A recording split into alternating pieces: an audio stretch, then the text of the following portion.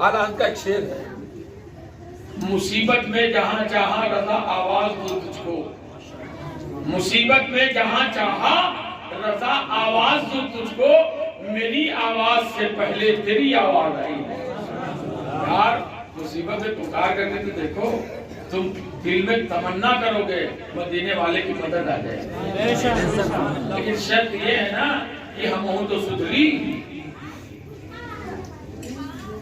کھانے کعبہ کے خلاف پکڑ کے روئے روئے کے دعا کیا رہا، لیکن ہمار دعا قبول نہ آئی بھائی۔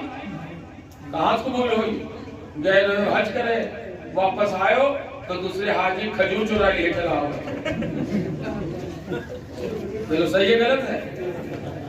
جب تک حج نہ آئے تین نہ کم گالی دیتے رہے، حج کہہ کے آئے تو ڈبل گالی بک کے لاتے، تو تم معاف تو کرایا ہے۔ ان کعبہ شریف کے کھانے کعبہ خلاف پکڑ کے روز روز کے نمازوں کی پابندی کر لے، حرام کھانا چھوڑ دے، جھوٹ بولنا چھوڑ دے۔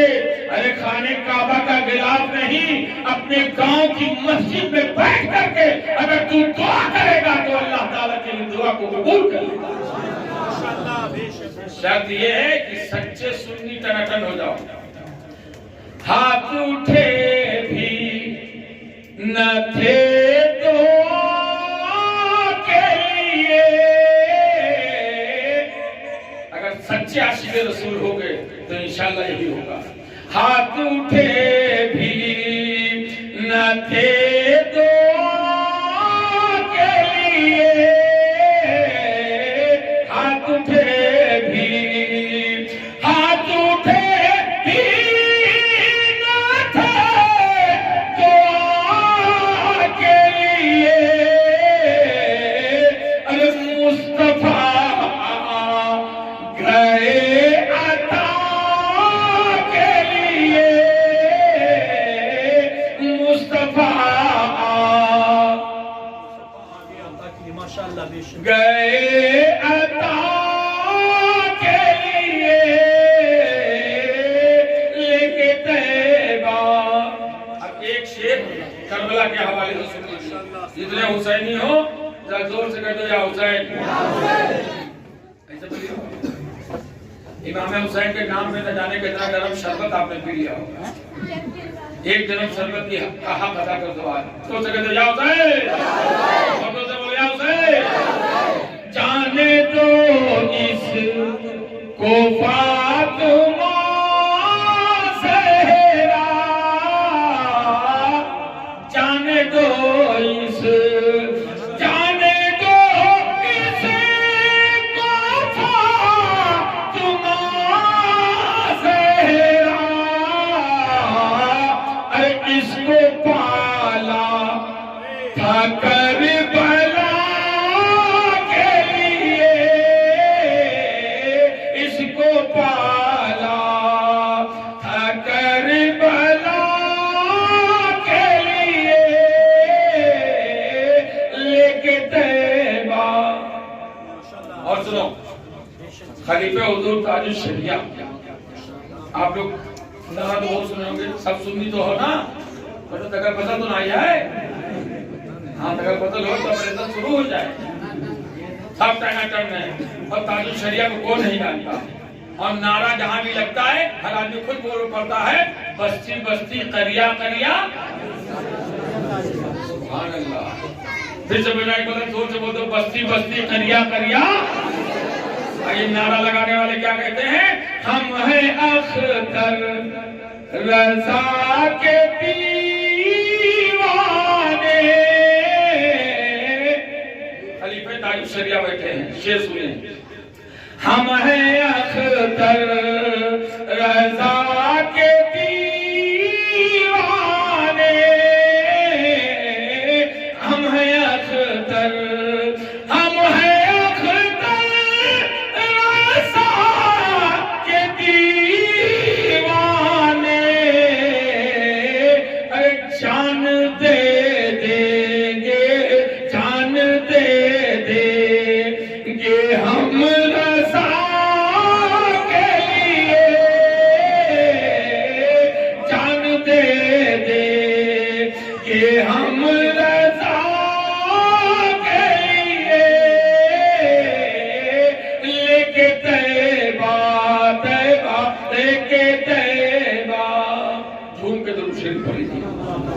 اللهم صل على سيدنا مولانا محمد معدل الجود والكرم وعلى آله وصحابه وبارك وسلم صلاة وسلام عليك سيدي يا رسول اللہ صلی اللہ تعالی علیہ وسلم۔ آج غوث اعظم کا فاتحہ ہے، آپ بھی تشریف لائے، ہم لوگ بھی لائے۔ آپ لوگ دیکھتے ہیں کہ غوث اعظم کے نام پہ ہر آدمی لنگر کرتا ہے، کوئی 20 آدمی کو بلا کے کھلاتا ہے، کوئی 1000 آدمی کو کھلاتا ہے، کوئی 400-500 آدمی کو کھلاتا ہے۔ کوئی ایسا ہے کہ نہیں؟ کھلانے سے فائدہ کیا ہوگا؟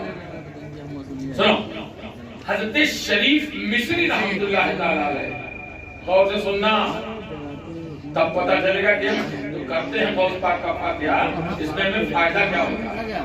حضرت شریف مصری رحمت اللہ علیہ ہر سال 11ویں شریف کی 11 تاریخ کو اپنے دروازے پہ لنگر کیا کرتے تھے۔ ہر سال لنگر ہوتا تھا، 6 مہینہ پہلے سے ہی وہ لنگر کی تیاری شروع کر دیتے تھے۔ پوری مصر کے لوگ آتے تھے، ان کے دروازے پہ کھانا کھاتے تھے، لنگر غوثیہ کھاتے تھے، سارے لوگوں کو حضرت شریف مصری دعوت دیا کرتے تھے۔ ہر سال لوگ آتے تھے، وہ بڑے اہتمام کے ساتھ وہ فاتحہ کرتے تھے، بڑا اچھا انتظام کیا کرتے تھے۔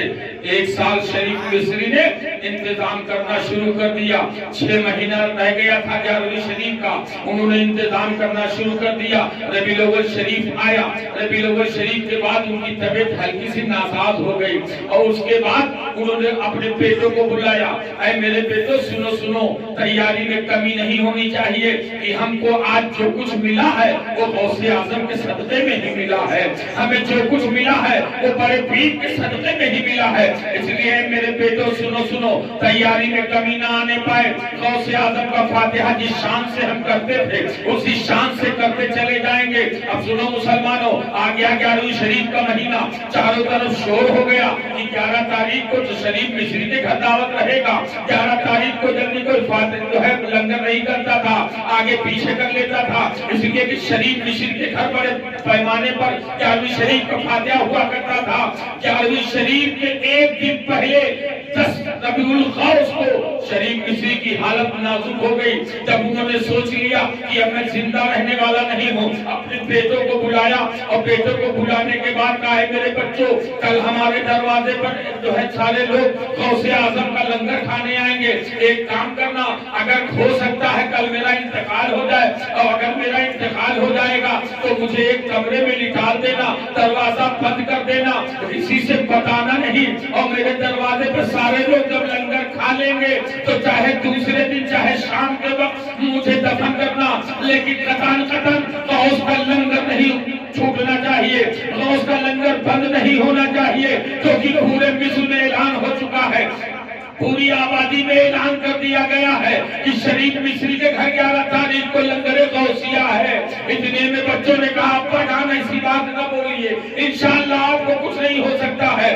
صبح 11ویں تاریخ تھی، صبح شریف مصری کا انتقال ہو جاتا ہے۔ اب شریف مصری کو کمرے میں ان کے وصیت کے مطابق ان کے بیٹوں نے بند کر دیا، آگے سے دروازہ بند کر دیا، اب لنگر چالو ہو گیا، سب مخلوق خدا آ رہی ہے، کھا رہی ہے، کھا رہی ہے، مخلوق خدا آ رہی ہے، کھا رہی ہے، جا رہی ہے، سارے لوگ کھاتے جا رہے ہیں۔ شام کا وقت تھا، ایک بزرگ آیا، بزرگ آنے کے بعد جب بزرگ آیا دسترخوان پر بیٹھ گیا اور اس کے آگے کھانا لگا دیا گیا، بیٹوں سے کہا جو لنگر کرتا ہے وہ کہاں ہے؟ کہا آپ کھانا تناول فرمائیے، میں ہی تو ہوں۔ کہا تو اس کا بیٹا ہے جو لنگر کرتا ہے، اس کو بلا کے لا، میں اس کے ساتھ بیٹھ کے کھانا چاہتا ہوں۔ وہ گئے بچے اپنی ماں سے کہتے ہیں اے میری ماں کوئی فقیر آیا ہے، اور وہ فقیر کہہ رہا ہے کہ میں تیرے باپ کے ساتھ بیٹھ کے کھانا کھاؤں گا۔ کہا بیٹا انہیں بتا دے کہ میرے والد ہے نہیں، آپ کھانا تناول فرما لیجئے، اگر زیادہ ہو تو بیٹا تو ان کے ساتھ بیٹھ جانا۔ تو بیٹا آگے کہتا ہے اے بزرگ میں آپ کے ساتھ بیٹھ جاتا ہوں، میرے والد ہے نہیں، آپ کھانا تناول فرما لیجئے۔ کہا سن میں اس وقت تک کھانا نہ کھاؤں گا جب تک تیرا باپ نہ آ جائے گا۔ کہا حضور اگر ایسا ہے تو ان کی ماں نے کہا کہ جا حضرت کو بلا لے، دکھا دے کہ آپ کھانا کھائیے، میرے والد کا انتقال ہو چکا ہے۔ شریف مصری ایک کمرے میں لیٹا ہوا ہے، مردہ ہو چکا ہے۔ بچوں نے کہا حضور آپ کھانا تناول فرما لیجئے، میرے گھر میں میری والدہ نے کہا ہے کہ آپ کے ساتھ میں بیٹھ کے کھا لو. کہا نہیں میں شریف کے ساتھ ہی کھاؤں گا. صاحب کھانا کہاں ہے؟ جب تک وہ نہ آئے گا میں نہ کھاؤں گا. بچوں نے کہا پھر تو آپ اندر کمرے میں چلیے. اندر کمرے میں گئے اور کمرے میں جانے کے بعد بچوں نے دروازہ کھول دیا. لاش سے چادر ہٹائی. کہا یہ میرا باپ پڑا ہوا ہے, ان کا انتقال ہو چکا ہے. ان کی وصیت تھی کہ میرے دروازے پہ غوث کے لنگر میں میری میت نہیں ہونی چاہیے. مجھے اگر میرا انتقال ہو جائے تو مجھے کمرے میں بٹھا ڈال دینا, لیکن میرے دروازے پہ لنگر غوث ایسی طرح ہوتے رہنا چاہیے. کہا اچھا. وہ بزرگ آگے بڑھتے ہیں. آگے بڑھنے کے بعد کہتے ہیں ارے مجھے بلا کر کے تو لیٹ گیا ہے, مجھے بلا کر کے تو آرام کر رہا ہے. ارے اٹھ. اتنا کہنا تھا جیسے ہی بزرگ نے آگے بڑھ کے ہاتھ پھیرا. کہا اٹھ جا, اللہ کے حکم سے شریف اٹھ کر کے بیٹھ جاتا ہے. جیسے ہی شریف اٹھ کے بیٹھا قدم پکڑ لیا. آپ بتا دیجئے کون ہے؟ آپ نے مجھے زندہ کر دیا. کہا اے سن, جس کے نام کا تو لنگر کرتا ہے وہ عبد القادر آج تجھے زندہ کر.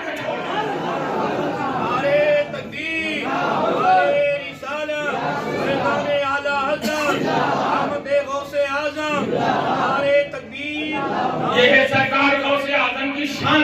سنو, سرکار غوث اعظم کی بارگاہ میں سنو دھیان سے, انشاءاللہ دل کی دنیا میں بہار پیدا ہو جائے. سرکار غوث اعظم کی بارگاہ میں ایک ایسی بارگاہ ہے کہ یقیناً حضرت سرکار غوث اعظم کی شان یہ ہے کہ سرکار غوث اعظم رضی اللہ تعالیٰ عنہ بیٹھے تھے. ایک شخص آیا مرید ہونے کے لیے. کہا حضور مرید کر لیجئے. کہا ہاتھ بڑھا. کہا میری دو شرط ہے. کہا مرید ہونے آیا کہ شرط لگانے آیا؟ کہا حضور میری دو شرط ہے, آپ کو ماننا پڑے گا. کہا شرط بیان کر. کہا میں چور ہوں, چوری کرنا نہیں چھوڑوں گا. کہا دوسری شرط؟ کہا میں نماز کو ٹائم نہیں پڑھوں گا. غوث اعظم نے کہا خبردار, تجھے ان دونوں چیزوں سے توبہ کرنا پڑے گا تبھی میں تجھے مرید کروں گا, ورنہ نہیں. اس نے کہا حضور آپ کو آپ کی ماں کا واسطہ ہے, مجھے مرید کر لیجئے, لیکن میں یہ تو کام نہیں چھوڑوں گا. غوث اعظم نے نگاہ ولایت بند کی. تھوڑی دیر کے بعد آنکھیں کھول کے کہا سن, تیری دو شرط مجھے منظور, میری ایک شرط تجھے ماننا پڑے گا. کہا حضور آپ میری دو مان لیجئے, میں آپ کی 1000 مان لوں گا. غوث اعظم فرماتے نہیں ایک شرط. کہا کون سی شرط؟ کہا بس جب اذان کا وقت ہو تو اذان دے دیا کرنا. اس نے کہا اس میں کون سی بات ہے, ٹھیک ہے. اب اس کو غوث اعظم نے مرید کر لیا. جب مرید کر لیا آیا اپنے گھر. صبح کے ٹائم اذان, عصر کے ٹائم اذان, مغرب کے ٹائم اذان, عشاء کے ٹائم اذان, فجر کے ٹائم اذان. بی بی نے کہا آ کر کے کہ میں دیکھ رہی ہوں 3 دن سے لے دے کے اذانیں پیچھے پڑا ہو, نمازوں پڑھ رہی ہو اور چوری کب کرو گے, راشن ختم ہو گیا ہے.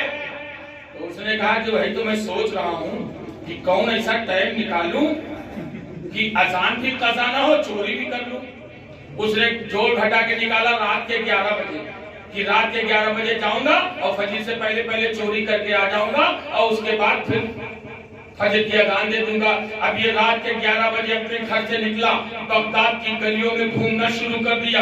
اور جب گھومنا شروع کیا تو امیر بغداد کا محل نظر آ گیا. اس نے سوچا اگر یہاں چوری کروں گا تو سال بھر کا اکٹھا ہو جائے گا, پھر مجھے چوری نہیں کرنا پڑے گا. میں نے وعدہ عبد القادر جیلانی سے کیا ہے کہ اذان نہیں دینا نہیں چھوڑوں گا. اس کے بعد یہ محل کے اندر داخل ہو جاتا ہے, سارے کمروں پہ جاتا ہے. جو کمرہ کھولے پتا چلے 10-20 آدمی لیٹے ہوئے ہیں. جو کمرہ کھولے پتا چلے 10-20 آدمی لیٹے ہوئے ہیں. ایک کمرے پہ گیا, تالا لگا تھا. جب تالا دیکھا تالا توڑ دیا. اس کے بعد دروازہ کھولا, اندر داخل ہو کے چراغ روشن کیا. جیسے ہی چراغ روشن کیا اس کی آنکھیں روشن ہو جاتی ہیں. کیا دیکھتا ہے؟ ہیرے جواہرات, سونا چاندی, درہم و دینار سب پڑا ہوا ہے. اس نے بوری ڈھونڈنا شروع کر دیا.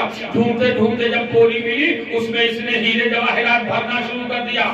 بھرتے بھرتے کافی رات ہو چکی تھی. اور اس کے بعد جب اس نے گٹھر اٹھایا اپنے کندھے پہ رکھا, کمرے سے نکلا دالان پہ, اور دالان سے نکل کے جب آنگن میں آیا تو اسے محسوس ہو گیا کہ فجر کی اذان کا وقت ہو گیا ہے. وعدہ میں نے شیخ عبد القادر جیلانی سے کیا ہے. اس نے گٹھر وہیں رکھے اور اذان دینا شروع کر دیا. جب اس نے اذان دینا شروع کر دیا محل کے جتنے کرمچاری تھے سب جاگ گئے. جتنے تھے سب جاگ گئے. اب جب یہ اذان سے فارغ ہوا تو اس نے دائیں دیکھا بائیں, کہا سارے لوگ جاگ گئے, جلدی سے اس نے 2 رکعت سنت کی نیت کر لی. اور اس کے بعد جب 2 رکعت سنت نیت کی اور 2 رکعت پڑھی, سلام پھیرا تو دیکھا اس کے پیچھے نمازیوں کی 2 صف لگی ہوئی ہے, 2 قطار لگی ہوئی ہے نمازیوں کی. ایک نے آگے بڑھ کے کہا حضور یہ تو تکبیر کہوں, آپ امامت فرما دیجیے, آپ امام ہیں. کہا چپ رہو, میں امام نہیں ہوں, میں چور ہوں, چور. تو ان لوگوں نے کہا ارے بھلا چور بھی کہیں اذان دیتا ہے؟ کہا ہاں میں چور ہوں. کہا ہو ہی نہیں سکتا. کہا مان لو میں چور ہوں. کہا چور کبھی اذان نہیں دیتا جہاں چوری کرنے جاتا ہے. کہا اٹھو, لے کے آئے اور وہ جو کٹھک تھا اس کو پلٹ دیا. کہا یہ دیکھو ہیرے جواہرات جو دیکھ رہے ہو میں نے اسی کمرے سے چرایا ہے, میں چور ہوں, چور. ایک شخص نے آگے بڑھ کے کہا کہ آپ کے ماتھے کی سلوٹیں بتا رہی ہیں کہ آپ چور نہیں, کوئی اللہ کے نیک بندے. آپ چور نہیں, اللہ کے. اور ادھر غوث اعظم اپنے خانقاہ میں بیٹھ کر اپنے مریدوں کے بیچ میں مسکرا رہے تھے. لوگوں نے پوچھا حضور مسکرانے کی وجہ؟ کہا سنو, اس کی 2 مان کے میں نہیں پھنسا, میری 1 مان کے وہ پھنس گیا ہے, میری 1 مان کے وہ پھنس گیا ہے. اور ادھر اس سے جب لوگوں نے اصرار کیا کہ اگر تکبیر کو ورنہ فجر قضا ہو جائے گی, کہا اچھا کہو. اور اس کے بعد جب تکبیر کہی اس نے 2 رکعت نماز فرض ادا کرائی. اور اس کے بعد جیسے ہی سلام پھیرا, دعا کر کے چہرے پہ پھیرا تو کوئی اس کا ہاتھ چوم رہا ہے, کوئی اس کا قدم چوم رہا ہے, کوئی اس کے ماتھے کا بوسہ دے رہا ہے. وہیں سے غوث اعظم کے خانقاہ کی طرف گھوم کر کے کہتا ہے مان گئے غوث اعظم, مان گئے شیخ عبد القادر جیلانی, 2 وقت کی نماز پڑھی ہے تو یہ محل کے سارے لوگ میرا قدم چوم رہے ہیں. اگر میں 5 وقت نماز کا پابند ہو جاتا تو پورا بغداد میری عزت کرتا ہے. غور سے سنو, آج رونا رو رہے ہو کہ میرے گھر میں برکت نہیں ہوتی ہے. سرکار غوث پاک کی بارگاہ میں ایک شخص پہنچا, اس نے کہا حضور میرے گھر کمانے والے بہت ہیں لیکن پھر بھی برکت نہیں ہوتی ہے. غوث اعظم نے نگاہ ولایت بند کی, تھوڑی دیر کے بعد کھول کے کہا جا اپنے گھر کے باہری دروازے پہ پردہ ڈال دے. گیا, پردہ ڈال دیا. 1 مہینے کے بعد آیا تو تحفہ تحائف لے کر کے کہا حضور یہ تحفہ قبول کر لیجئے. تحفہ قبول ہو گیا. اس کے بعد اب اس نے کہا حضور ایک بات کا پوچھنا چاہتا. کہا حضور ایک بات بتائیے, نہ تو آپ نے کوئی تعویذ دی, نہ کوئی پانی پہ پھونک ڈھال کیا, نہ میرے اوپر دم کیا. پردے میں ایسی کون سی خاصیت تھی جب سے لگا دیا ہے گھر میں برکت ہی برکت ہے. غوث اعظم نے ارشاد فرماتے سن, بات دراصل یہ ہے کہ تیرے گھر کے دروازے پہ جب لوگ گزرتے تھے تو اس میں سے جو بے نمازی گزرتے تھے وہ تیرے آنگن میں جھانک لیا کرتے تھے, اور جب جھانک لیتے تھے تو ان کی نحوست تیرے گھر میں داخل ہو جاتی تھی, اس وجہ سے تیرے گھر میں برکت نہیں ہوتی تھی. اور جب تو نے پردہ لگا لیا گھر کے دروازے پہ تو بے نمازی جھانکتا ہے تو پردے سے ہی اس کی نحوست واپس آ جاتی ہے, اس لیے تیرے گھر میں برکت ہونی شروع ہو گئی ہے. اے مسلمانوں ذرا کلیجے پہ ہاتھ رکھ کے جواب دینا, اگر بے نمازی گھر میں جھانک لے تو گھر کی برکت چلی جائے, اور یہاں تو پورا گھر بھر بے نمازی. بولو صحیح غلط؟ اور کے بعد سنیے حضرت کو وظیفہ بتا دیا جائے کہ ہم پڑھی اور بھر بھر نوٹ گرے پورے آنگن میں. سنو, ایک بوڑھی عورت پہنچی غوث اعظم کی بارگاہ میں, بہت غریب تھی بوڑھی عورت, بڑی غریب تھی. اس کی مرغی نے ایک دن انڈا دیا. جب مرغی نے انڈا دیا تو اس نے سوچا یار کہ میں غوث اعظم کے گھر کے قریب رہتی ہوں, آج تک میں ان کی بارگاہ میں گئی نہیں, کچھ تحفہ لے کے لاؤ, مرغی نے انڈا دیا ہے تو یہ تحفہ غوث اعظم کی بارگاہ میں پیش کروں. وہ مرغی کا انڈا لے کے پہنچی غوث اعظم کی بارگاہ میں. بعض کتابوں میں حضرت بایزید بستامی رحمۃ اللہ علیہ کا نام بھی لکھا گیا ہے. تو اب وہ لے کے پہنچی اور اس کے بعد کہا حضور اس تحفے کو آپ قبول کر لیجئے. لیا غوث اعظم نے اور اس پہ 3 مرتبہ قل واللہ پڑھا, سورہ اخلاص 3 مرتبہ پڑھا اور چھو کر دیا, انڈا سونے کا ہو گیا. اب بڑھیا دھیرے دھیرے سوچنے لگی کہ اگر یہ انڈا ہمیں واپس کر دیتے تو بڑھ نہیں کا. سوچ ہی رہی تھی, تھوڑی دیر بیٹھی لگ جانے لگی تو غوث اعظم نے فرمایا اے ماں سن, تو نے مجھے تحفہ دیا, میں نے قبول کر لیا, یہ تحفہ. وہ سونے کا انڈا اسے واپس کر دیا, لے میں میری طرف سے تحفہ لے جا. وہ آئی گھر, اور گھر آنے کے بعد اپنے شوہر کو بلایا, یہاں آؤ. जब किस्मत भटक रहा तो तू पढ़ा है कहाँ भटक रहा क्या बात कहा, जितना मट्टी है चौतरफा, जितना अंडा है पूरे गांव जाओ सब बटोर लाओ। और ये घर के आंगन कमरा के लिपाई सैताई शुरू कर दी, और उसके बाद उसका शौहर दिन भर ढूंढता रहा, और ढूंढने के बाद लेके आया तो 24 अंडा बड़ी मुश्किल से मिला, गिनतियों खराब नहीं। अब वो 24 अंडा लेके आया, कहा बस, कहा हाँ, कहा सुनो आधी रात तक तू पढ़ो, सब अंडा सो ना करो, आधी रात तक हम पढ़ी, सब अंडा सो ना करो। ये क्या पढ़ना है? तो बस कुल हल्ला पढ़े। ठीक, अब इसने पढ़ना शुरू किया, इसके शौहर ने एक चक्कर सोचे, 3 चक्कर, 3 पता नहीं 6 उसके बाद 12 कोई 300 मतलब 300 मतलब पढ़ के तक भी इसको सोना नहीं पाया। लेकिन बूढ़ा उठाओ क्या बात है, कहने को सोना ना होगा, 3-3 हजार मतलब पढ़ा है, का यहाँ बार जूठा चाय पिए तो यही हमारे तुरंत जबान में आसत नहीं, हटो पिया लाओ। अब जब बूढ़ा पढ़ाई शुरू की तो फजीर के अजान होगा, और अगवक जितना ददवा रहा सब अंडवे फाट पड़ा। अब उसके बाद जब फजर की नमाज पढ़ने के बाद गौसे आदम की बारगाह में पहुंची, कहा हुजूर आपने 3 मरतबा सूरह इखलास पढ़ा था, अंडा सोने का हो गया था, मैंने 3 नहीं 300 मरतबा 3-3 हजार मरतबा पढ़ा, लेकिन एक भी अंडा सोने का नहीं हुआ। गौसे आदम फरमाते माई तेरी जबान और है, मेरी जबान और है। माई सुन, अब पर सूरह इखलास। गौसे आदम ने निगाहे विलायत डाली, कहा पढ़ सूरह इखलास। उसने सूरह इखलास पढ़ा, कहा तब करते इस अंडे पे धर दिया, अंडा सोने का हो जाता है। निगाहे वली ने वो तासीर देखी, बदलती हजारों की तकदीर देखी। वो गौसे आजम के चाहने वाले लंगर, बहुत से लोग कहते हैं लंगर करने से फायदा क्या है? सुनो, लंगर से बड़ा फायदा होता है, अपने दरवाजे पे सबसे असल होता है किसी को खिलाना।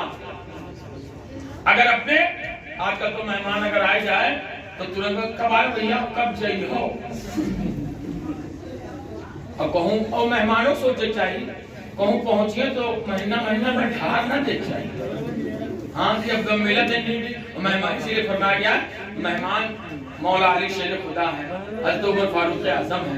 अगर उनके दस्तरखान पे एक वक्त में अगर कोई मेहमान नहीं रहता था तो आप रोने लगते थे, अल्लाह मुझसे ऐसी कौन सी गलती हो गई कि आज मेरे घर मेहमान नहीं है। हम आज हमारे घर मेहमान आता है तो हम परेशान हो जाते हैं। खलीफे दोम के दस्तरखान पे मेहमान नहीं रहता था तो वो रोने लगते थे, अल्लाह मेरे रिज़्क़ की बरकत न चली जाए।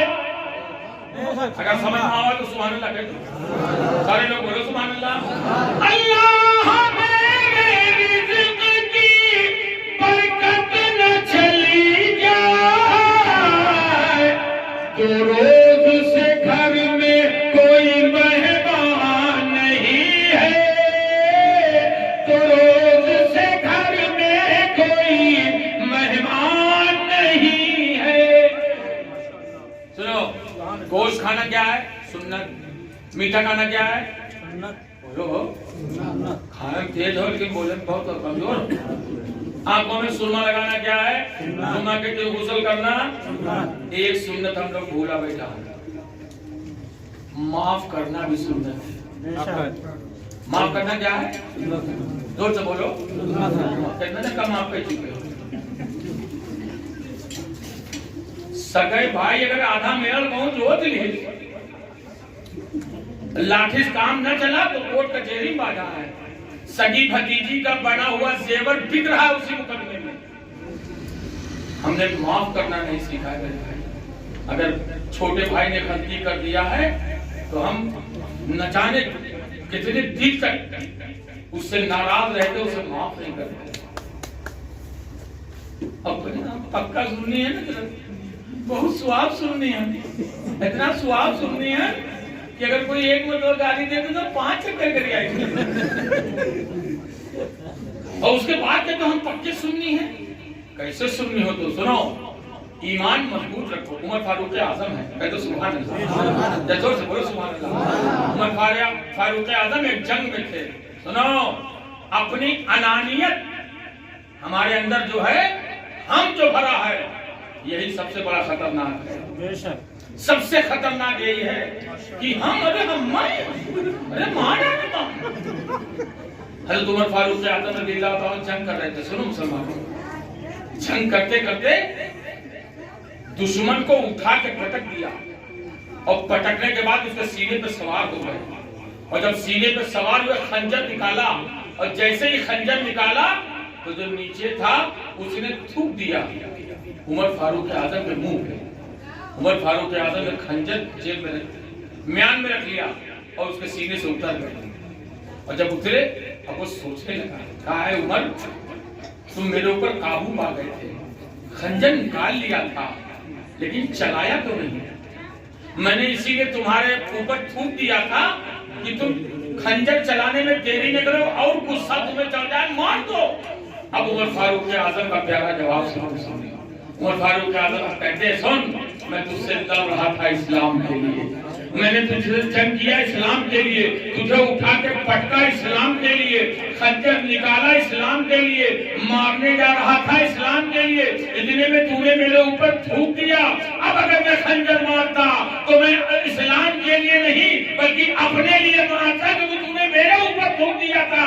اس لیے جب تو نے میرے اوپر تھوکا تو میں تجھ کو میں نے چھوڑ دیا, وہ اس لیے کہ اب تک تو اسلام کے لیے لڑ رہا تھا, اور جب تو نے تھوک دیا تو کہیں ایسا نہ ہو کہ عمر کی نفس بے قابو ہو جائے اور تیرے اوپر خنجر چلا دے. زمانہ کہے عمر کے اوپر نہ تھوکتا تو بچ جاتا, لیکن سن, ہم جیتے ہیں نبی کے لیے اور انتقال بھی کریں گے مصطفیٰ جانے میں.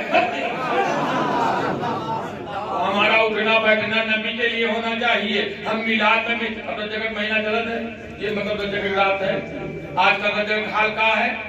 سنو, اللہ دی ہے تو کہ ناجائز فائدہ نہ اٹھاؤ, نہیں ختم ہو دیر نہ لگی. صحیح بات ہے. الحمدللہ چونکہ یہ قاری وسیم صاحب کے بھائی ہیں, قاری وسیم مولوی مولانا ہیں, تو ان کے گھرے یہ سب ضرور ہوئی, میلاد ہوئی, فاتحہ ہوئی. ارے آپ کو بتاؤں, مطلب جب میں ملا گیا مولوی صاحب تھے بیچارے, انہوں نے پروگرام کرایا بغل یہ کمرے میں کھانا کھوا لے کے چل جانا. ان کے اماں پہ نہیں یہاں رہے, یہ آج کہاں ٹھان بیٹھے ایسے. میں نے اماں پہ نا جی مولوی مولانا دن ہے, آج ہمارے لوگ کا دن ہے. وہ 700 روپے جو ڈھولکیا لائی کے آئے ہیں وہ کب باجی. آج ہم لوگ کا حال یہی ہے, برات جائیے تو ناچت جائیے. اب جو لنگارے لونڈے ہوتے نا, لوگ بتا دے دلہا کا پاتے چچا کا بڑھاؤ نا, ہمارے ناچے کونوں کمی نہ رہتے ہیں. اور یہی وجہ ہے کہ ناچت گئی ہیں اور ناچت لگ گئی ہیں. ایک کے مہینہ بعد پہنچ گئی ہیں حضور آبا, پر تو یہ جب سے آئی پورے گھر بھر کا نچائی. سمجھ گئی, کچھ دیکھ لی تو آپ لوگ کے حرکت, یہ ناچت گئے رہے, ناچت لائے, سب گھرا بھر نچلیے ہیں, تو اب ان کا نچاوے بڑا آسان رہی. اب امن تعبیر حافظ افضل سے کہو تعبیر دے دے, تو حافظ افضل کے تعبیر نہیں, رسی میں نہیں لپیٹ کے گٹائی میں لٹکائے تہارو تب وہ فائدہ نہ کری. بولے صحیح ہے غلط ہے؟ اے لوگوں, ایک ہمارے گھر سے بارات نکلتی ہے, ہمارا باراتی ناچتے ہوئے جاتا ہے. ایک ہمارے گھر سے بارات نکلتی ہے تو ہمارے باراتی ناچتے ہوئے جا رہے ہیں. ایک علی کی بارات نکلی تھی, مصطفیٰ جانے رحمت کے دروازے پہ جا رہی تھی. علی کی بارات نکلی نبی کے دروازے پر, ہمارا باراتی چلا تو ناچتا ہوا چلا, لیکن جب علی کی بارات نکلی تھی تو صدیق اکبر قرآن کی تلاوت کرتے جا رہے تھے, فاروق اعظم قرآن کی تلاوت کرتے جا رہے تھے. اور اس کے بعد جب یہ بارات چلی اور علی اور فاطمہ کا ملن ہوا تو ان سے ایک بیٹا پیدا ہوا جسے زمانہ شہید اعظم امام حسین کے نام سے جانتے اور پہچانتا ہے. یہ وہ حسین ہے کربلا کے میدان میں, انہوں نے آواز دیا تھا بابا جان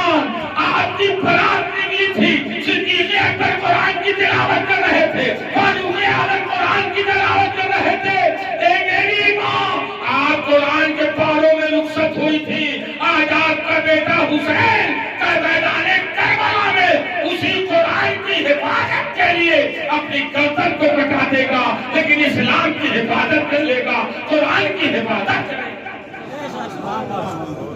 حسین آج ہمارا حال کیا ہے؟ ہمارا اوپر لگتا ہے کہ نہیں لگتا ہے؟ عرفان بھیا لگا تو نہیں لگا؟ ارے اوپر پہلا ہاتھ دیو ہاتھی نہیں لگا تو یہی تو اوپر کھاتا ہوں کون الگ سے ارادہ بھر کے لگا اوپر لگتا کہ نہیں لگتا ہے؟ کسی کے یہاں 5 دن پہلے، کسی کے یہاں 7 دن پہلے، کسی کے یہاں 2 دن پہلے لگتا اوپر لیتا ہے۔ ارے سب کمہارے بیٹھا ہے من سبھی شادی زیادہ لوگ شادی اوپر لگتا ہے، کیوں لگتا ہے؟ تو سنو، مکے کا رواج تھا کہ جس کو بھی اٹھن لگتا تھا، اکثر دیکھو اب تو خیر سب ختم ہو گیا، ورنہ جس کو اٹھن لگ جاتا تھا اس کو کمرے سے باہر نکلنے نہیں کیا جاتا تھا کہ کہوں نظر نہ لگ جائے، کوئی ٹونا نہ مار دے، ایسا ہے کہ نہیں ہے؟ اب وہ دقیقاً اسی انداز ختم ہو گیا۔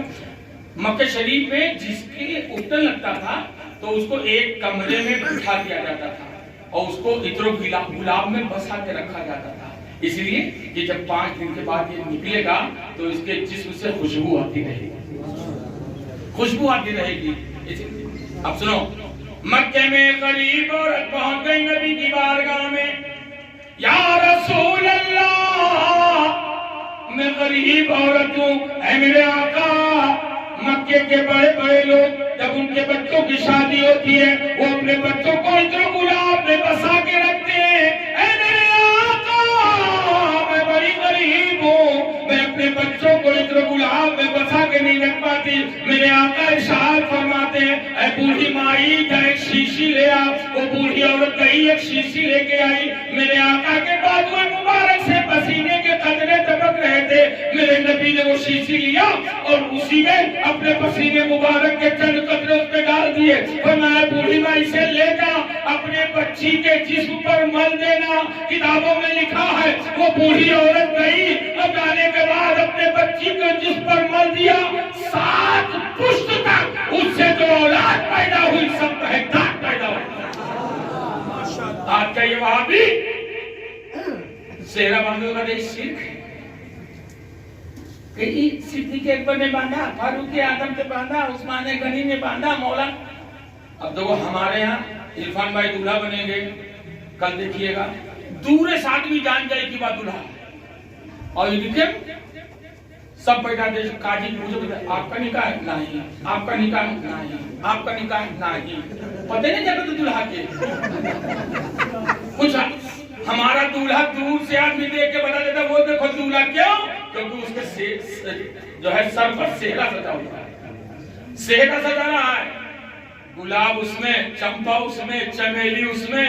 میرے نبی نے فرمایا مجھے 3 چیز بہت پسند ہے، ایک خوشبو، اور نبی کی سنت ادا کرنے جا رہا ہے، نکاح ہونے جا رہا ہے، سہرا پہن لیا تو چل رہا ہے تو گلاب کی بھی خوشبو آ رہی ہے، چمیلی کی بھی خوشبو۔ میرے مخدوم فرماتے ہیں کہ بمبئی میں ایک شادی ہوئی، اس میں دلہا سہرا والا باندھ کے بیٹھا اور سب بیٹھا رہے، اتنے مائی کا نکاح پڑھا والا قاضی 24 نمبر رہا، تو آؤتے کہیں کس کا نکاح ہے؟ کہنے انگریانوں دیکھنے پاؤ جی سہرا ہے وہی نکاح ہے۔ پھر اچھا صدیق اکبر نے سہرا باندھا، فاروق اعظم نے سہرا باندھا، مولا علی نے سہرا باندھا۔ لوگوں اپنے ابا کو ابا نا بیٹا کہنے رہے نکاح نہ ہوئی تھی، دیکھا ہے کہ 24 نمبر ہے، کہتا کہ تو بیٹا سہرا اٹھا کے کنارے رکھ دے، نکاح پڑھائی اس کے بعد اب پہن لیے، ایسے انہیں سہرا اٹھا رہا کنارے رکھ دیا۔ اب اس کے بعد قاضی صاحب نے نکاح پڑھا دیا، لڑکا خوش، اب تھوڑی چھوارا بٹا، کچھ براتی اٹھ کے جائے کھائے لگے، اتنے میں لڑکے سے کہا تمہارے ابا کہاں ہیں؟ دولہے نے کہا کہ جو ابا بولا ابا ہیں، کہ محترم آپ کے بچے کا نکاح ہو گیا؟ کہا الحمدللہ میرے بچے کا نکاح ہو گیا ہے، اب اس کی بیوی میری بہو بن گئی ہے اور کھانا لوگ کھا رہے ہیں، جہیز جتنا ہے میں سب لے کے جاؤں گا۔ کہا تو میں آپ سے اجازت مانگ رہا ہوں۔ تو کہا کیا اب کیا اجازت ہے، چلے جائیے۔ پھر وہ بھاگ گیا، کہا بیٹا اپنے ابا کو بلاؤ، پھر بلایا، کہا کیا بات ہے حضرت؟ کہا میں اجازت، کہا میری کھوپڑی پہ لگ کے جائیے گا، اجازت تو دے کیا جائیے. کہا آپ بڑے سیانے بنتے ہیں، آپ کو معلوم نہیں میں نے نکاح پڑھا. کہا الحمدللہ آپ نے نکاح پڑھا دیا ہے، اب میرا بیٹا میری بہو اور سارا جہیز میرے ساتھ جائے گا. کہا وہ نکاح پڑھوائی جو ہوتا ہے پیسہ، دلہا بھرا بیٹھا رہا، وہ دوڑ کے آوا. کہا نکاح پڑھائی صدیق اکبر نے مانگا، نکاح پڑھائی فاروق اعظم نے مانگا، نکاح پڑھائی عثمان غنی نے مانگا. تو کہا یہ تو خوشی کی بات ہے، خوشی کی. اس نے ایک چہرہ اٹھا کے لگایا، کہا یہ میں اپنے ابا کے چلیسوے میں باندھ کے آیا تھا، یہ بھی تو خوشی میں باندھ کے آیا تھا. اب آج کا کچھ لوگ حضرت اسم نہیں بولا کرو. اب سگے پھپھو وہابیہ ہوگی تو کہاں چھوڑ دی، سگے کھالا وہابیہ ہوگی تو کہاں چھوڑ دی. سنو، سگی پھپھو، سگے کھالا، سگے چکم باجا، سنو بدر کا میدان ہے، کہہ دو سبحان اللہ. سارے لوگ بولو سبحان اللہ. جیسے رد وحابیت کرے لگا کچھ جن کے ماتھے پسینہ ہوئے لگتا ہے. ہمارے پلانے تو وہابیہ ہیں، اب حضرت نہ کہتے تو دیکھ رہا ہے. ماٹا رجیو کبر ساؤنڈ پروف ہوتا ہے، آواز پہلے نہیں جاتی ہے. ہاں کوئی بچائے نہ پائی. اگر قبر میں کوئی کام آئے گا تو مدینے کا تاجدار. سنو، جنگ بدر ہے اسلام کی پہلی جنگ. جنگ بدر حضرت صدیق اکبر اسلام کی طرف سے ہے. ٹھیک ان کی تلوار کے سامنے ان کا سگا بیٹا عبد الرحمن کافروں کی طرف سے. ادھر حضرت عمر فاروق اعظم ہے، ٹھیک ان کی تلوار کے سامنے ان کا ماموں کافروں کی طرف سے. اب ذرا غور کرو، بدر کے میدان میں تاریخ کانپ رہی تھی. آج دیکھنا ہے کہ خون کا رشتہ غالب آتا ہے کہ محبت رسول کا رشتہ غالب آتا ہے. تو صدیق اکبر کو جا کے کہنا چاہیے نبی سے، یا رسول اللہ سگے لگوا ہے کہاں مار ڈالی. کہنا چاہیے نا. عمر فاروق اعظم کو کہنا چاہیے یا رسول اللہ سگے ماموں کہاں مار ڈالی. نہیں، بدر کے میدان میں تاریخ کانپ رہی تھی کہ آج دیکھنا ہے خون کا رشتہ غالب آتا ہے کہ محبت رسول کا رشتہ غالب آتا ہے. عمر فاروق اعظم نے میان سے تلوار نکالی، اپنے سگے ماموں کی گردن مار کے اعلان کیا، او بدر کے مجاہدوں یاد رکھنا، میرے اوپر خون کا رشتہ غالب نہیں آیا، میرے اوپر محبت رسول کا رشتہ غالب آ گیا. اور سنو، ایک جنگ کے بعد جب حضرت صدیق اکبر کے صاحبزادے ایمان لے آئے، سنو، جب ان کے صاحبزادے ایمان لے آئے تو صدیق اکبر جنگ میں جانے لگے. تو جنگ میں جانے لگے تو بیٹے عبد الرحمن نے کہا ابا آپ جنگ میں نہ جایا کیجیے. کہا کیوں؟ کہا ابا یاد کیجیے فلاں جنگ، اس جنگ میں میری تلوار کے نیچے آپ کی گردن آ گئی، میں نے دیکھا آپ، تو میرے دل میں بات کی محبت جاگ گئی، میں نے تلوار ہٹا لیا. صدیق اکبر جلال میں آ گئے. فرماتے ہیں عبد الرحمن سن، تیری تلوار تھی، تو نے ہٹا لیا تھا، تیرے دل میں محبت ہے، باپ کی محبت آ گئی تھی. سن، اگر صدیق کی تلوار ہوتی اور تیری گردن ہوتی تو صدیق یہ نہ دیکھتا کہ یہ میرا بیٹا ہے، بلکہ صدیق تجھے دشمن رسول سمجھ کر کے تیری گردن مار دیتا. اے لوگوں، ہم نبی کے سچے غلام ہیں. آج جانتے ہو سنیوں پہ کیا الزام ہے؟ سنی کو نماز نہیں پڑھتے ہیں، یہ چادر گاگر ملیدہ سنی سلوار میں باجا ہے. کچھ حد تک بچہ صحیح ہو گیا، بولو صحیح ہے نہیں؟ محرم بعد 10 محرم تک وہ میل بھیا پٹو کی باندھ کے ہی ہیں. معلوم مطلب سب سے بڑا پرہیزگار یہی ہو رہے، سب سے بڑا متقی پرہیزگار بھیا آسمان سے اترا چلا آوت ہے. بتاؤ ابھی لاک ڈاؤن میں کتنے لوگ انتقال کر رہے تھے، دھڑا دھڑ وکٹ گرت رہا. جوہر کے ٹائم 4 جنا تھا، عصر کے ٹائم 5 جنا تھا، مغرب کے ٹائم 10 جنا تھا. بولو صحیح ہے غلط ہے؟ اگر آپ بچ گئے ہو تو یہ اللہ کا شکر ہے. ہم لوگ شکر ادا نہیں کرتے ہیں. اور اللہ کا شکر کیسے ادا کریں؟ اللہ کا شکر اس طرح ادا کریں کہ ہم لوگ نماز پہ پابند ہو جائیں. غوث اعظم کے نام پہ مرغا 11ویں والے دن 8-8 ہزار کے بکا ہے. وہ مرغا کے لیے مار کا ہی نہیں تھی. کہا غوث اعظم کے نام پہ صرف ہم مرغا ہی کھانے والے ہیں. غوث اعظم نے 40 سال تک عشاء کی وضو سے فجر کی نماز پڑھی. ہم کیسے غوث کے غلام ہیں کہ ہم نماز کی پابندی نہیں کرتے، ہم نماز سے کوسوں دور ہیں. وہ غوث کہہ دو سبحان اللہ، زور سے بولو سبحان اللہ۔ غوث اعظم کے والد کی بارگاہ میں ایک عورت لے کے پہنچ گئی اپنے بچے کو، اور بچے کو لے کے پہنچی تو کہتی ہے حضور ذرا میرا بچہ انتقال کر گیا ہے۔ دہاڑے مار مار کے روتی رہی، کہا حضور میرے بچے کا انتقال ہو گیا ہے، میرا ایک ہی چراغ تھا، میرا حضور کرم فرما دیجئے۔ غوث اعظم کے والد نے آنکھیں بند کی، آنکھیں بند کرنے کے بعد کہا، تھوڑی دیر کے بعد آنکھیں کھولی، کہا میں نے لوح محفوظ پہ دیکھا ہے کہ اب اس کی قسمت میں زندگی نہیں، لے جا اس کی تدفین کر دے۔ اب وہ جو لے کے چلی تو اور دہاڑے مار مار کے رو رہی تھی۔ غوث اعظم ننھے سے ہیں، اپنے ساتھیوں کے ساتھ کھیل رہے ہیں، ان کا کھیل بھی کتنا نرالا تھا، دوستوں کے ساتھ ایک راؤنڈ گھوما کرتے تھے، ایک شخص لیٹ جاتا تھا، ایک راؤنڈ پورا ہو، ایک شخص آگے بڑھے گا تھا، وہ اٹھ جاتا تھا، پھر دوسرا لیٹ جاتا تھا۔ جب وہ روتی ہوئی جا رہی تھی، کسی شخص نے دیکھا کہ کیا بات ہے، کہا میرا ایک ہی چراغ تھا، گل ہو گیا ہے، میرا ایک ہی بچہ تھا، انتقال کر گیا ہے۔ کہا کیا ہوا، وہاں سے کیا جواب ملا، کہا انہوں نے لوح محفوظ پہ دیکھ کے کہا اس کی قسمت میں زندگی نہیں ہے۔ کہا سن، وہ دیکھ عبد القادر کھیل رہے ہیں، ایک بچہ جیسے اٹھے اپنے اس مردے بچے کو اسی گھیرے میں ڈال دینا، ڈوبتے کو تینکے کا سہارا وہ لے کے جاتی ہے، اور لے کے جانے کے بعد جیسے ہی ایک بچہ اٹھتا ہے یہ اپنے مردے بچے کو اسی گھیرے میں ڈال دیتی ہے۔ اس کے بعد ایک راؤنڈ پورا ہوتا ہے، ننھے سے غوث اعظم آگے بڑھتے ہیں، اور بڑھنے کے بعد ایک ٹھوکر مارتے ہیں۔ اتنا کہنا تھا کہ اس کا مردہ بچہ اٹھ کے بیٹھ جاتا ہے، اپنے بچے کو اٹھا کے کلیجے سے لگاتی ہے، انگلی پکڑتی ہے، جانے لگتی ہے۔ ابو صالح موسیٰ جنگی دوست رحمت اللہ علیہ کے سامنے کہتی تھی آپ نے لوح محفوظ پہ دیکھا تھا اس کی قسمت میں زندگی نہیں ہے، یہ میرا بچہ زندہ ہو گیا ہے۔ کہا کس نے زندہ کیا، کہا عبد القادر نے زندہ کیا۔ کہا بیٹا عبد القادر یہاں میں نے لوح محفوظ پہ دیکھا ہے اس کی قسمت میں زندگی نہیں ہے، تو نے کیسے زندہ کیا؟ بابا جان جس رب نے آج کو اتنی طاقت کی ہے کہ لوح محفوظ پہ دیکھ سکتے ہیں، اسی رب نے مجھے یہ طاقت کی ہے کہ اگر لوح محفوظ پہ کسی کی مردہ لکھا ہے تو عبد القادر اسے تبدیل کر کے زندوں پہ لکھ دیا۔ یہ ہے غوث اعظم۔ آج ہمارا حال کیا ہے؟ غوث اعظم میں 4 سال 4 مہینے 4 دن کے ہوئے تو ان کے والد حضرت ابو صالح موسیٰ جنگی دوست لے کے پہنچے استاد کے پاس، اور استاد سے کہا حضور میرے بچے کو بسم اللہ کرا دیجیے۔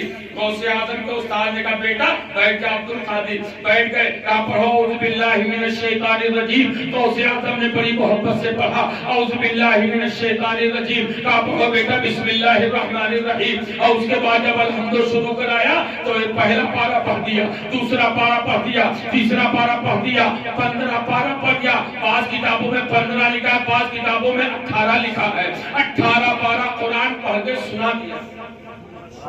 اب غوث اعظم کے استاد کبھی غوث اعظم کو دیکھے، کبھی ان کے والد کا چہرہ دیکھے۔ اس کے بعد غوث اعظم کے والد حضرت ابو صالح موسیٰ جنگی دوست سے کہا اے ابو صالح تم اپنے بچے کا بسم اللہ کرانے آئے ہو کہ میرا امتحان لینے آئے ہو؟ کہا کیوں؟ کہا تیرا بچہ تو 18 پارے کا حافظ ہے۔ اب غوث اعظم کے والد نے کہا کہ آپ پہلی مرتبہ آپ کی بارگاہ میں آیا ہے، اور اس کے بعد استاد نے پوچھا بیٹا عبد القادر یہ 18 پارہ تمہیں کیسے یاد ہو گیا؟ غوث اعظم فرماتے ہیں میرے استاد جب میں اپنے ماں کے پیٹ میں تھا تو میری ماں صبح فجر نماز کے بعد 18 پارہ قرآن کی تلاوت کر لیتی تھی، تب کوئی کام کرتی تھی، اور جب رات میں بسترے پہ جاتی تھی تو 18 پارہ تلاوت کر لیتی تھی، تب بسترے پہ سونے جاتی تھی۔ اے میرے استاد میں اپنے ماں کے پیٹ میں بغور اس کو سماعت فرماتا تھا تو میں 18 پارے کا حافظ بن کے آیا۔ اے میرے استاد اگر میری ماں پورا قرآن پڑھ کے سوتی تو آج عبد القادر پورے قرآن کا حافظ بن کے پیدا ہوا۔ اے غوث اعظم کے چاہنے والوں، آج ہمارا آپ کا حال کیا ہے؟ ہمارے آپ کے گھر میں ہماری ماں بہنوں کے پیٹ میں بچہ ہوتا ہے تو وہ موبائل پر پکچر دیکھتی ہیں، وہ سنیما دیکھتی، جھوٹ بولتی، تو جب بچہ پیدا ہوتا تو نچنیا بن کے پیدا ہوتا ہے۔ بولے صحیح ہے کہ غلط ہے؟ جب پیٹ حمل سے ہو تو عورت کو چاہیے کہ نماز کی پابندی کرے، اس کو چاہیے کہ اچھی باتیں بولے، جھوٹ نہ بولے، اور نیک کام میں زیادہ مشغول ہے۔ تو جانتے ہو بچہ پیدا ہوگا تو غوث بن کے نہیں بلکہ غوث اعظم کا غلام بن کے پیدا ہوگا۔ یا غوث کرم کرنا بے کس نے پکارا ہے۔ ایک مرتبہ غوث आदम के नाम पे कह दो सुभान अल्लाह, जोर से बोलो सुभान अल्लाह। या गौस करम करना, बेकस ने पुकारा है, बेकस ने पुकारा है। तूफान में है कश्ती और दूर किनारा है। यकीनन गौसे आजम का नाम लेने से तकलीफ बन जाती है। यही इलाहाबाद की सरजमी है, हजरत मुनव्वर अली शाह का आस्थाना है। गौसे आजम को बाज़ किताबों में लिखा है कि वो भांजे हैं, बाज़ किताबों में लिखा है कि वो खादिम थे। गौसे आजम को वजू का पानी देते थे। एक दिन दिल ने सोचा कि आप हयात क्या होता है। गौसे आजम दिल के हाल को जानते हैं। गौसे आजम ने कहा बेटा मुनव्वर अली, आबे हयात सोच रहा है, मेरे वजू का पानी अगर तुम पी लेगा आबे हयात का मतलब समझ में आ जाएगा। गौसे आजम वजू कर रहे हैं, हजरत मुनव्वर अली शाह ने एक चुल्लू पानी लिया, पी लिया। तो चुल्लू 5 चुल्लू पी चुके तो गौसे आजम फरमाते बेटा मुनव्वर बुढ़ापे की तकलीफ बर्दाश्त न कर पाएगा। मुनव्वर अली शाह ने 6वां चुल्लू पिया, 7वां चुल्लू पिया, और जब 7 चुल्लू पिया तो उससे आदम फरमाते सुन, हर एक चुल्लू पर अल्लाह ने तुझे 100 साल की उम्र अता फरमा दी है। चले जाओ इलाहाबाद की सरजमी पर हजरत मुनव्वर अली शाह गौसे आजम के खादिम, बाज़ किताबों में गौसे आजम के भांजे लिखा है कि वो उनका आस्थाना है। उनका हाल ये है कि इतने ज़ईफ हो गए थे कि आंख का ढेला नीचे उतर आता था। जब किसी से मुलाकात करते तो आंख का ढेला ऊपर उठाते। आज उनका हाल ये है कि उनके मज़ार पे पागल अच्छा होता है, उनके मज़ार पे दीवाना अच्छा होता है। हज़रत मुजाहिद मिल्लत की एक मुरीदा थी, उसने कहा हुजूर मेरा बच्चा पागल हो चुका है। कहा बाबा मैं खुद पागल हूँ, तेरे पागल बच्चे को कहाँ ठीक कर पाऊंगा। कहा नहीं हुजूर मैं आपकी मुरीदा हूँ, मेरे पागल बच्चे को अच्छा कर दीजिए। कहा सुन, चली जा मुनव्वर अली शाह के आस्थाने पे, अपने बच्चे को वहीं बांध देना, मज़ार का फूल खिलाना और उसके बाद वहीं का पानी पिलाना, तेरा बच्चा अच्छा हो जाएगा। वो मुरीदा थी, लेके आई अपने पागल बच्चे को, जंजीर से बांध दिया, मज़ार का फूल खिलाती और उसके बाद पानी पिलाती। 40 दिन के बाद उसकी जंजीर आप से आप खुल जाती है। बच्चा पुकार के कहता है ऐ मेरी माँ, गौसे आजम के लाडले के सच्चे में आज मैं अच्छा हो गया। जिस नाम की बरकत से